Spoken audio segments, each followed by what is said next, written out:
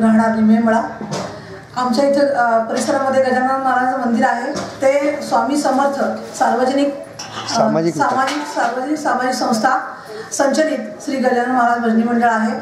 आणि मेन म्हणजे असं आहे की या मंडळाला ज्या आहे त्या सगळ्या कॉलनीतल्या महिला आहेत आणि त्यामुळे आम्ही सगळ्यांनी मिळून एक उपक्रम राबवतो की रांगोळीची स्पर्धा असू दे, चित्रकलेची स्पर्धा असू दे किंवा पाककलेच्या स्पर्धा, असं आम्ही पुढचं नियोजन सुद्धा केलेलं आहे।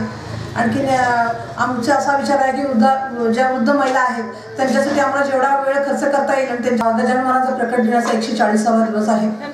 आणि मेन म्हणजे आम्ही 4 तारखेपासून पारायणाला सुरुवात केली।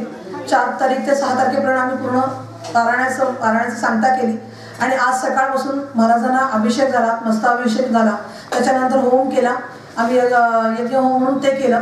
त्याच्यानंतर आम्ही भजनी मंडळाच्या सगळ्या महिलांनी मिळून प्रसादाचं नियोजन केलं। प्रसाद नियोजन केल्यानंतर आम्ही आज सगळ्या भजनी मंडळी मिळून आम्ही भजनाचा कार्यक्रम सादर करतो। किती महिलांनी सहभाग घेतला? आम्ही जवळजवळ 15 ते 20 महिला आहोत। त्या सगळ्या मिळून आम्ही सहभागी झालो आणि आम्ही सगळे मिळून भजनाचा कार्यक्रम आहे। जन्मकाळ किती वाजता? जन्मकाळ 12 वाजता, महाराजांचा प्रकट दिनाचा जन्मकाळ 12 वाजता आहे। तेव्हा सगळे फुलं पडणार, आरती वगैरे होणार आणि महाप्रसादाला सुरुवात।